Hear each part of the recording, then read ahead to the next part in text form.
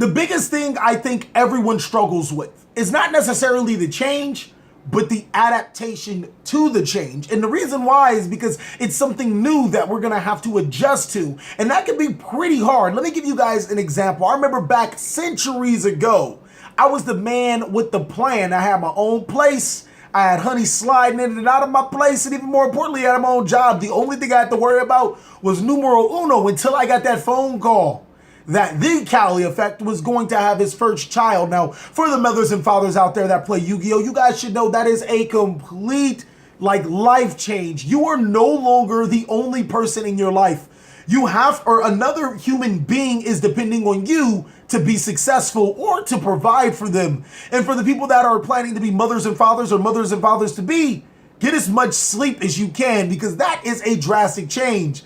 Ironically, that's how Yu-Gi-Oh is. The game used to be a little less dependent on us, but now we have to take the game into our own hands. We have to have more control in the game because the game now is way more dependent like a child. Allure of Darkness was one of the cards that used to be one of the less dependable cards, or the more dependable cards, a card that interacted on its own self, but now it's not as good as people think. You actually have to put more thought and process into it. You don't know what I'm talking about? Keep watching the video. I'm TheCaliEffect, and if you guys want to see more videos like this, then go and destroy that subscribe button. But more importantly, go ahead and hit that notification bell because, well, we just too strong. Also want to give a special shout out to every single one of my Patreons. Without you guys, videos like this would not be possible. Also want to give a special thanks to our newest Patreon, Michael Prince. Welcome to the clan. And before we get into this video, I just want to say I have a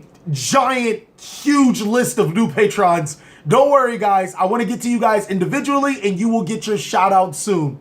Excuse me. Without further ado, I present to you why Allure of Darkness isn't as good as you think. Even more importantly, why Allure of Darkness is pretty bad.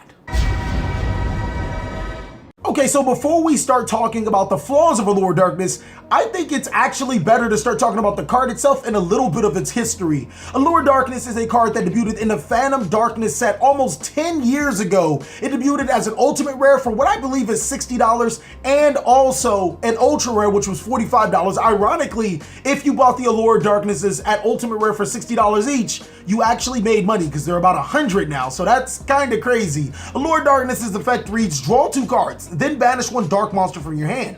Or if you do not have any cards in your hand, send your entire hand to the graveyard. Now that is a risky proposition if you're activating Allure of Darkness by itself and have no dark monsters in your hand, but more often than not, players like to activate Allure of Darkness while having a dark monster, or at least in hopes of drawing a dark monster to get a change of their hand. Now, a little bit of the history of Allure of Darkness for the players that did not know.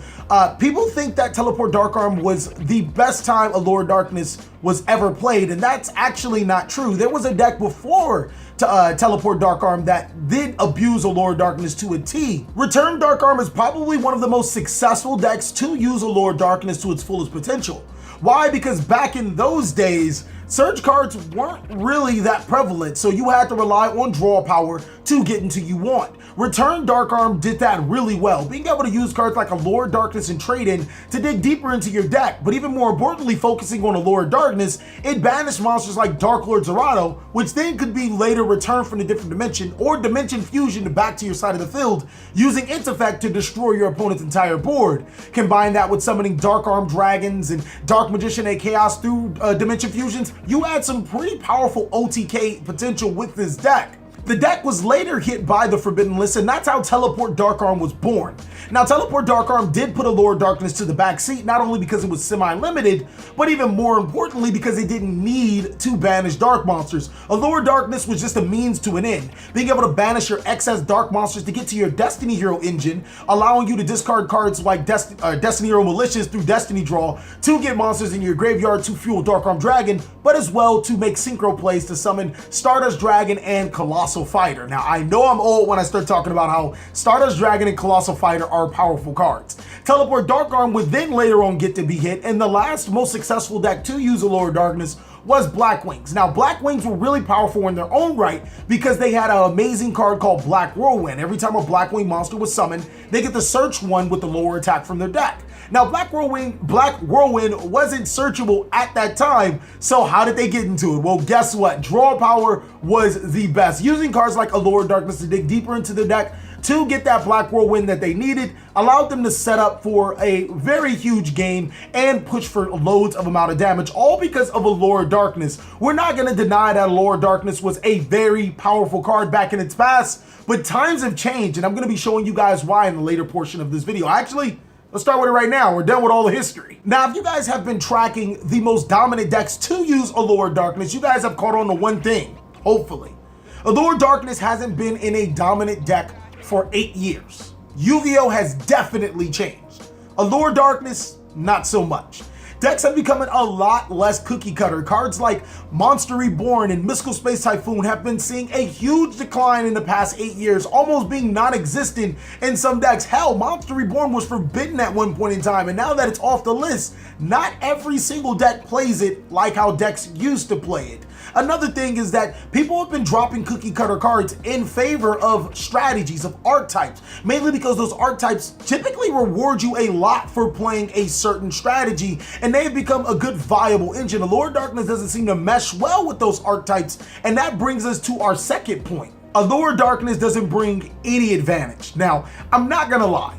Players have always harped over advantage, and basically, if you guys didn't know, a card was determined if it was good or bad, whether it brought advantage to the table or not. Allure of Darkness has never been a card to bring advantage, and that was okay in past formats, mainly because Allure of Darkness allowed you to dig deeper into your deck and get those advantage cards. But as stated before, we have other cards that not only could give you advantage for playing a certain archetype, but allow you to dig into the card that you need, so it's almost moot to play Allure of Darkness at this point in time. I mean, when you look at it, Allure of Darkness does bring you 2 new cards at the cost of losing 2 cards. So essentially, it's just a faster card trader. Yeah, that card. That's literally what you're playing. It's a faster version of Card Trader, which actually brings us to our next conundrum. People actually think that Allure of Darkness is really good for combo-based decks. Before, yeah, combos were simpler. It didn't really require your entire hand. Nowadays, oh no, Allure of Darkness is terrible for combos. Mainly because, like I said, Allure of Darkness would get you back in today in slower formats, cards that you needed to your hand because your combos were very simple. Nowadays, you practically need every monster that you draw inside of your deck, and if you don't need it, you probably shouldn't be playing it. That's where Allure of Darkness comes in as a very, very bad card. Being able to have your combo in your hand and then have Allure of Darkness means that you shouldn't be activating Allure of Darkness. Just go through with your combo, making Allure of Darkness pretty much of a waste. I know there's plenty of times where you guys played Allure of Darkness in your deck, drew the combo, and like, I could Allure of Darkness, but there's no point. Then there's times where you draw just one of your combo pieces or not enough of your combo pieces and have to Allure of Darkness, putting you in a situation where if you Allure of Darkness and you have to banish one of your combo pieces, you're stuck in the exact same situation. Or you have to draw 2 of the same card, which is mathematically not likely, and you're in a pretty bad spot. All in all, Allure of Darkness is just blindly shuffling your hand. I mean, you're gonna trade 2 cards for 2 cards, and that doesn't really cut it in Yu-Gi-Oh nowadays. Trading 2 cards for 2 cards isn't gonna get you further inside of this game. It's just gonna put you in the same game state when Allure of Darkness could be a card dedicated to another card to actually get you something useful. Now, come on, players. I know there's plenty of times where you guys sat with Allure of Darkness in your hand and was like, man, I wish this card was something else. Play the something else. Now, allow me to backtrack just a little bit for you guys, because that's why I wanted to put that intro in the beginning so you guys can understand the ending and it can't be as clickbaity as you guys think. Allure of Darkness is a good card when you change your perspective on Allure of Darkness. Now, being able to draw 2 cards is not gonna cut it anymore. You need to gain the full effects of Allure of Darkness. You need to hone the ability to banish dark monsters. If you are not gaining the access of a banished dark monster, then Allure of Darkness should be strongly considered to not be in your deck. Now, let me give you guys a good example. Black Wings have moved their support more towards banishing their Black Wing monsters. Black Wing Oster needs a banished Black Wing monster in order to gain its ability. abilities, and that's where Allure of Darkness comes in. It not only allows you to dig deeper into your deck for combo pieces, but it combos well with Blackwing Oscar because it can special summon that Blackwing monster that was banished by Allure of Darkness to your side of the field. Another good strategy is Cosmo.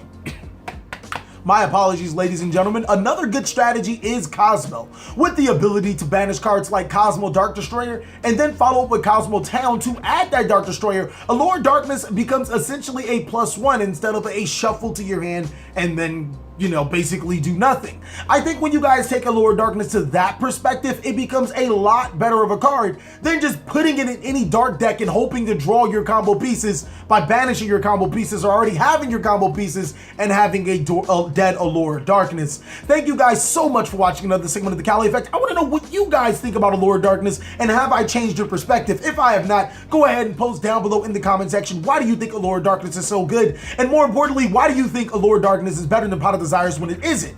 Please like, comment, subscribe, but most of all, enjoy. I hope you guys are having a great day like I am. If you guys haven't noticed, I just love pushing your buttons about talking about Pot of Desires. It's such a powerful card, but everybody sleeps on it. Nobody wants to play it. Like, bad players do not want to play it, or not woke players.